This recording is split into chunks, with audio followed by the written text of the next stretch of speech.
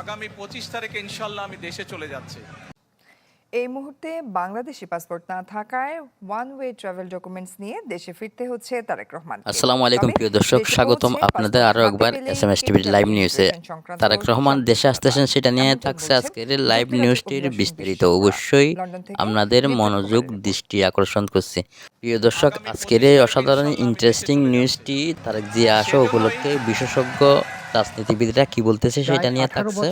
পুরো নিউজটি দেখার অনুরোধ করছি। ডিসেম্বর বাংলাদেশের মাটিতে পা রাখবেন বিএনপির ভারপ্রাপ্ত চেয়ারম্যান তারেক রহমান। এরই মধ্যে তাকে স্বাগত জানাতে বাংলাদেশের সব প্রস্তুতি শেষ করেছে বিএনপি। নানা জল্পনা কল্পনার অবসান ঘটিয়ে অবশেষে ওয়ান ওয়ে ট্রাভেল পাস নিয়েই দেশে ফিরছেন তারেক রহমান। কেন তাকে এই পাস নিয়ে দেশে ফিরতে হচ্ছে জানালেন যুক্তরাজ্যের এই দুই অভিবাসন বিশেষজ্ঞ। জনাব তারেক রহমান যে ট্রাভেল ডকুমেন্টের মাধ্যমে বাংলাদেশে ফিরে যাচ্ছেন, এইটাকে বলা হয় ট্রাভেল পাস। এটা ওয়ান ওয়ে টিকেটের মতো, ওয়ান ওয়ে পাস।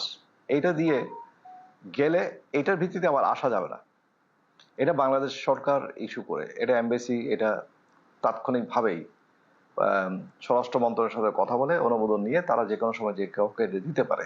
উনি যদি ফেরত আসতে হয় তাহলে ওনাকে হয় ওনার আগে যদি কোনো স্ট্যাটাস থেকে থাকে সেটার ভিত্তিতে উনি আসতে পারেন, অথবা ওর আগে ভিসা নিয়ে আসতে হবে। কারো যদি ব্রিটিশ পাসপোর্ট থাকে আর অন্য কোনো পাসপোর্ট না থাকে, উনি যদি বাংলাদেশে যেতে চান, সেক্ষেত্রে উনি ব্রিটিশ পাসপোর্টে নো ভিসা নিয়ে যেতে পারেন। সেই ক্ষেত্রে একই জিনিস বাংলাদেশি সিটিজেনশিপ প্রমাণ করতে হবে। এছাড়া আরো কিছু কিছু রিকোয়ারমেন্ট আছে, সেগুলি ফুলফিল করে উনি নো ভিসা নেবেন, বাংলাদেশে যাবেন। তারা বলছেন যুক্তরাজ্যের আইন অনুসারে কোনো ব্যক্তির ইমিগ্রেশন স্ট্যাটাস প্রকাশ করা হয় না। তাই তারেক রহমানের যুক্তরাজ্যের পাসপোর্ট আছে কিনা তা কেবল যুক্তরাজ্য সরকার আর তারেক রহমানই বলতে পারেন। উনি ব্রিটিশ সিটিজেন হয়েছেন কিনা এটা ওনার ব্যাপার, উনি জানবেন। অনেকে এখানে রাজনৈতিক আশ্রয় পাওয়ার পর সাধারণত 5 বছর পরে পার্মানেন্ট রেসিডেন্সিপ পান। পার্মানেন্ট রেসিডেন্সিপ পাওয়ার পর তারা 1 বছর পরে, যখন ইমিগ্রেশন কোনো রেস্ট্রিকশন থাকে না, ওই 1 বছর পরে তারা ব্রিটিশ সিটিজেনশিপের জন্য আবেদন করতে পারেন।